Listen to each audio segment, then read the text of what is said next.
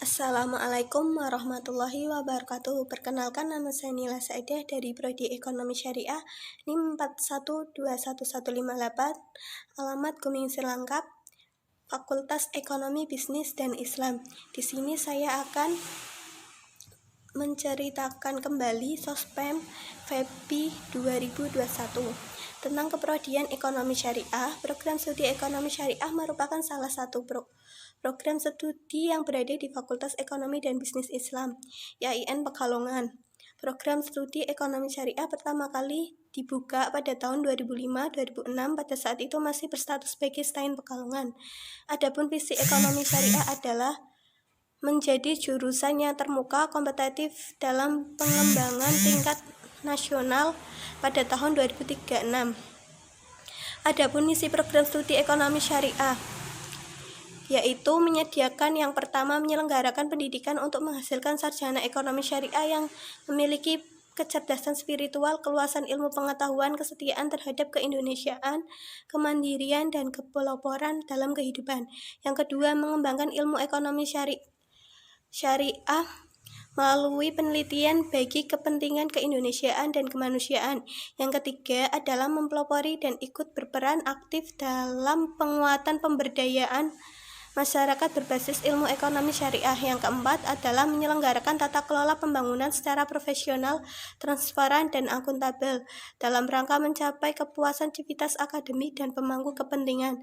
Adapun tujuan dan ujian ekonomi syariah yaitu menghasilkan sarjana ekonomi syariah yang memiliki kecerdasan spiritual, keluasan ilmu pengetahuan, kesetiaan keindonesiaan, dari kemandirian dalam kehidupan. Tujuan yang kedua, berkembangnya ilmu ekonomi syariah berwawasan keindonesiaan melalui pengkajian dan riset ilmiah. Tujuan yang ketiga, terbentuknya masyarakat yang kuat dan berdaya dalam kehidupan berbangsa dan bernegara berbasis ilmu ekonomi syariah. Tujuan yang keempat, terselenggaranya tata kelola jurusan ekonomi syariah yang profesional, transparan, dan akuntabel dalam rangka mencapai kepuasan civitas akademik dan pemangku kepentingan.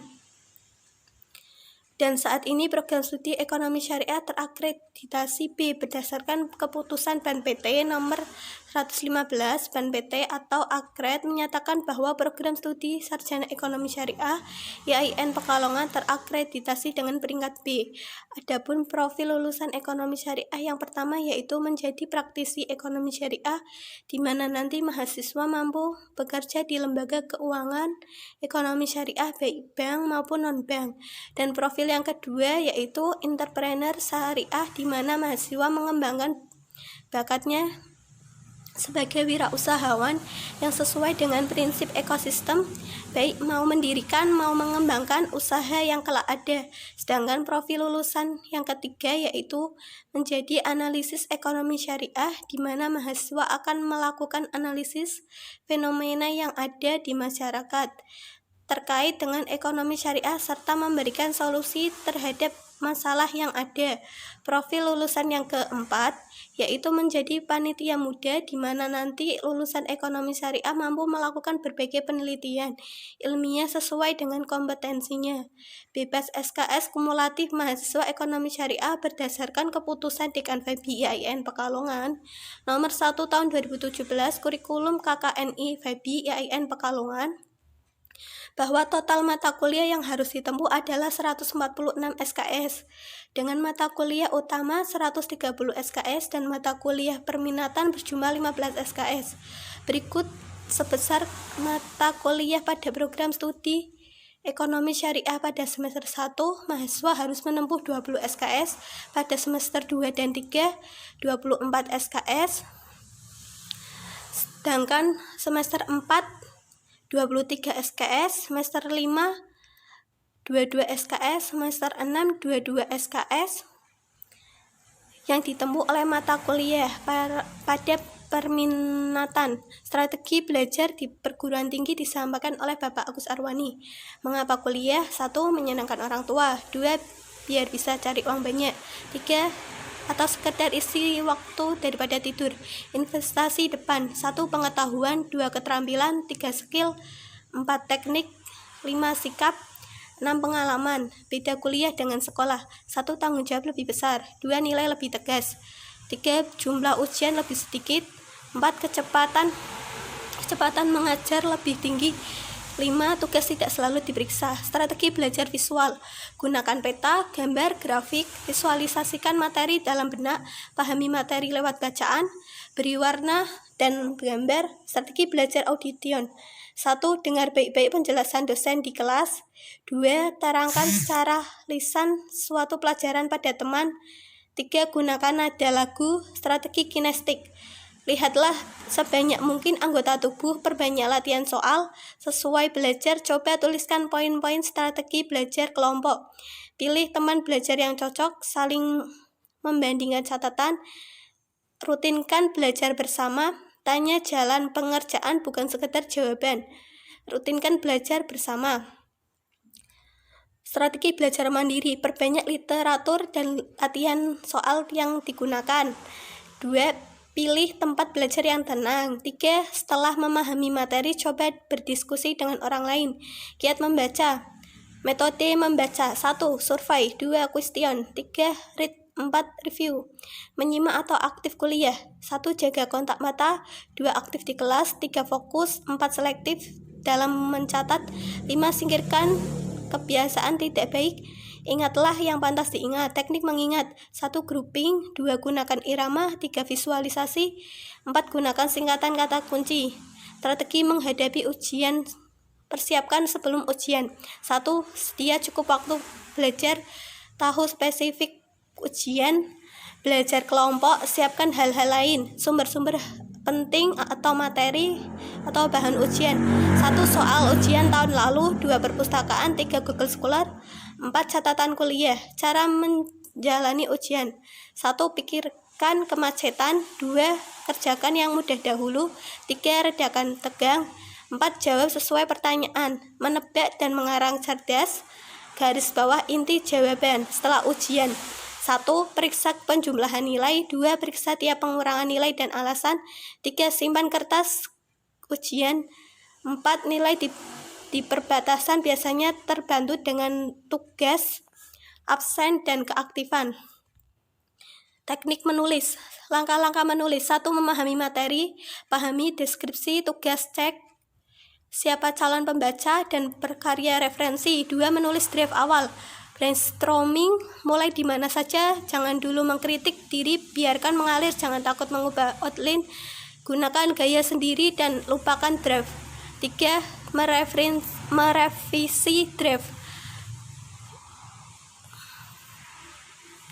Seni presentasi.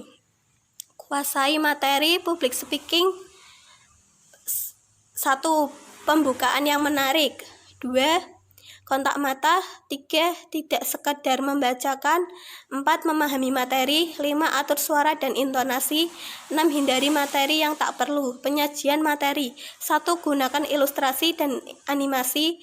2. Tampilkan inti saja. 3. Buat semudah mungkin untuk dimengerti. Jadilah orang tangguh, efektif, dan produktif. Maka amalkanlah ilmu saat ini juga.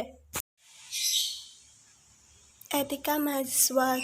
Etika berasal dari bahasa Yunani adalah ethos, yang berarti watak kesusilaan atau adat kebiasaan, custom.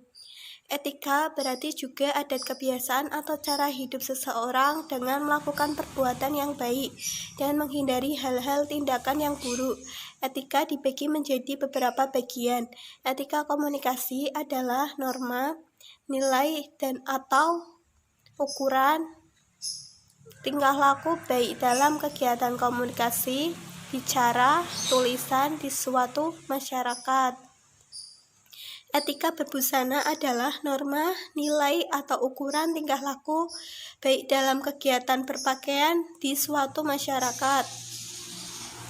Etika pergaulan di lingkungan kampus, berpakaian dan bersepatu rapih di lingkungan kampus, menjunjung tinggi nilai-nilai ilmiah, mengetahui, memahami, dan melaksanakan peraturan-peraturan yang berada di lingkungan kampus, dan berusaha tidak melanggar, memberi contoh yang baik dalam berperilaku kepada adik tingkat, teman setingkat, atau kakak tingkat, saling menghormati dan menghargai terhadap sesama mahasiswa, berperilaku dan bertutur kata yang sopan baik di dalam kelas dan di luar kelas, yang mencerminkan perilaku sebagai mahasiswa dan dijiwai oleh nilai-nilai agama atau kepercayaan yang dianut, tidak berperilaku asusila atau tidak bermoral, bersedia menerima sanksi yang ditetapkan atas pelanggaran terhadap peraturan yang berlaku sebagai bagian dari pendidikan, disiplin,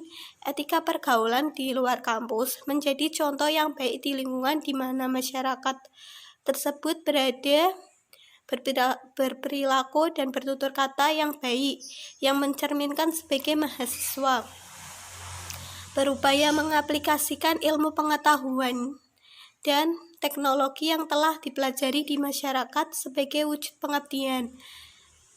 Etika pergaulan mahasiswa dengan dosen, mahasiswa sebagai masyarakat kampus atau insan akademik golongan terpelajar yang harus menjaga citra akademik. Biasakan selalu memberi salam terlebih dahulu kepada dosen bila bertemu. Lebih baik jika dibalas berjabat tangan.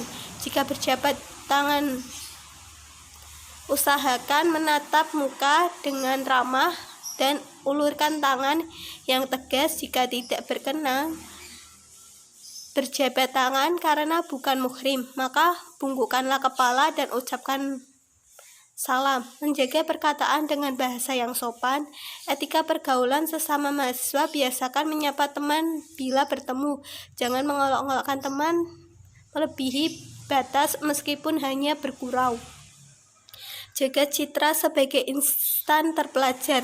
Jangan menyapa teman dengan julukan atau sebutan yang mendeskripsikan nama yang tidak disukai.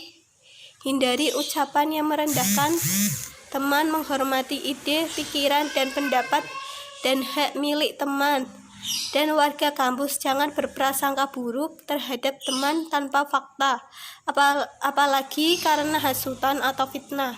Menjaga perasaan teman sebagaimana kita tidak mau diejek.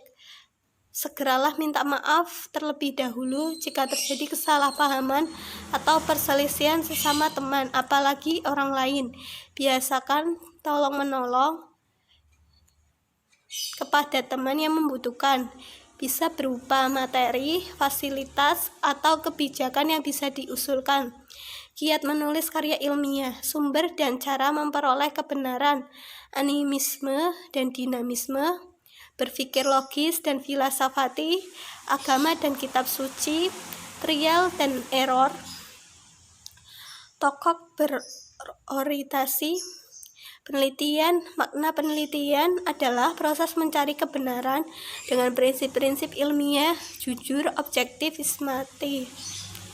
Penelitian sebagai proses mencari kebenaran umumnya dijalankan oleh akademik penelitian dan lain-lain. Metode yang digunakan observasi, wawancara, kuesioner, dan lain-lain. Dan hasil penelitian diterbitkan melalui berbagai media, dipublikasikan dalam bentuk karya tulis. Bentuk karya tulis: 1. Makalah, tugas kuliah, artikel, tugas kuliah yang dipublikasikan, skripsi, program sarjana, tesis, program magister, disertasi, program dokter. Cara menemukan ide menulis: mengamati kejadian sehari-hari terjadi di masyarakat seperti pasar, perkantoran, pusat bisnis, kegiatan keagamaan, dan lain-lain.